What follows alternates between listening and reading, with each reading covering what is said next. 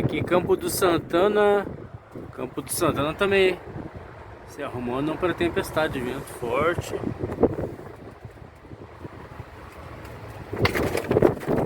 Era o cara aí mesmo, vento.